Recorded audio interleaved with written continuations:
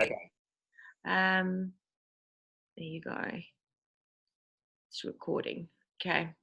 So I just really want to get a sense of your feel around the conference coming up, and also looking at your specific contribution, and that what is that going to be in the context of the conference and the intention behind the conference. So really kind of just hearing where your heart is at, and just how you're feeling about your offering. The important thing about any conference is that it brings people together that ordinarily wouldn't meet. So there's always some people who are meeting other people for the first time and making connections and building community that they wouldn't have thought possible. Yeah. So before all conferences, there's a sense of, oh, shall I go or shan't I? What will I get out of it? Is the program what I really need?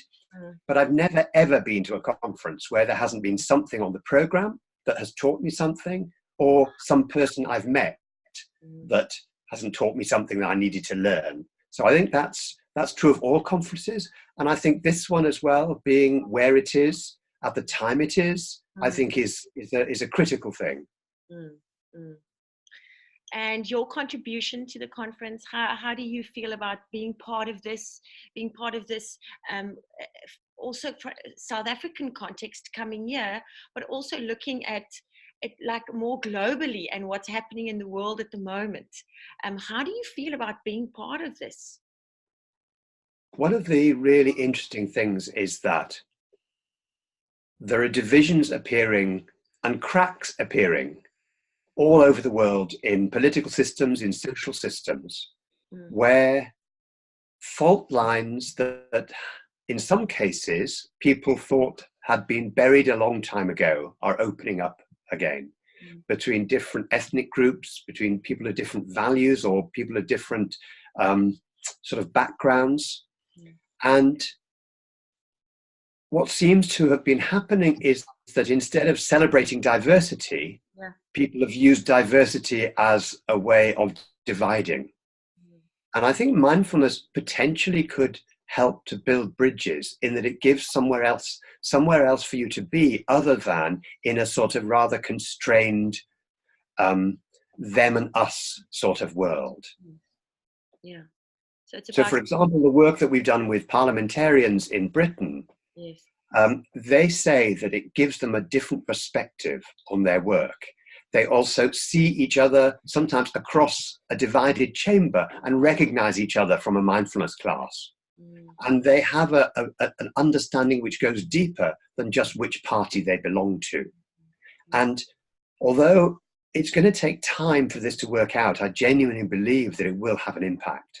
But it's not just at big things like Parliament, but at particular communities, community groups, people meeting together, sitting groups and faith groups, non-faith groups, environmental movements.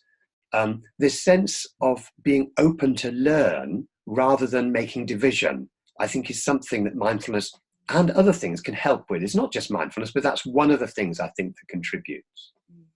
So a thread that I hear there, an underlining theme, is the sense of that mindfulness can foster connection, right? Yeah. Connection to one another, and this kind of looking at similarities and what we actually have in common as human beings, rather than what makes us different or feel disconnected, right? Yeah. And it's not just an idea, but a practice. That's what makes it different, I think. That it's not just a set of dogmas. It's actually a practice. It's when people start to practice, and practice together as well as practice by themselves, that things emerge and new learnings emerge. And as long as we stay open to learning, but how do you stay open to learning? I mean, there's always a drift towards more dogmatism within probably all of our lives, but certainly within society. And that drift, it's a natural drift that needs some work to spot it, to see its effects, and then to do something to divert the stream a little bit. And that's, I think, what mindfulness can do for us.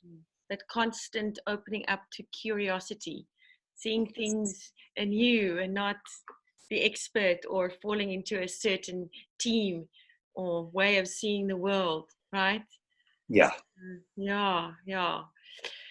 And thank you so much, because something that you highlighted there as well is, and I think what people will take away is that it's the actual practice. So it's the embodiment, in a sense. It's not an intellectual way of viewing things.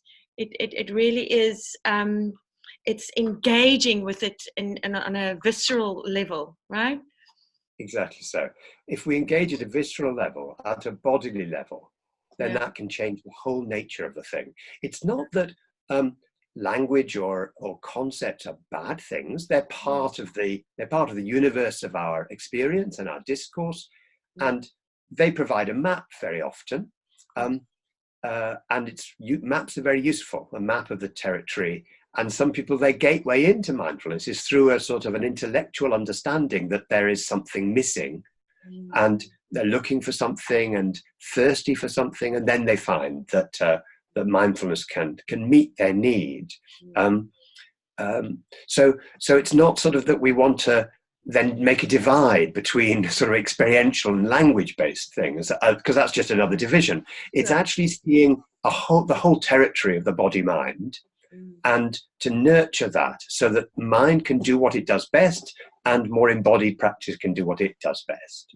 And then we'll see from science whether that actually can make progress in preventing depression, or in reducing stress, or in building resilience in young people, or in helping parents to look after their children and to give the appropriate and quality of attention to their children and their family that the family need.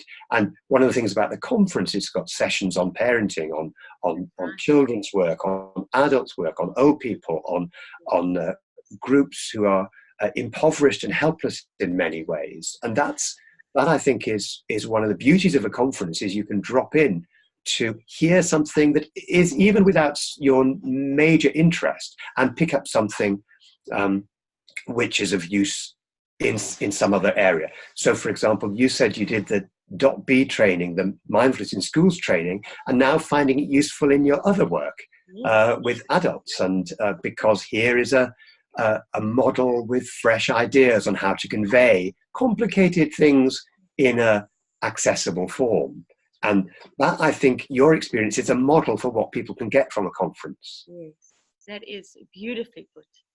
Thank you so much.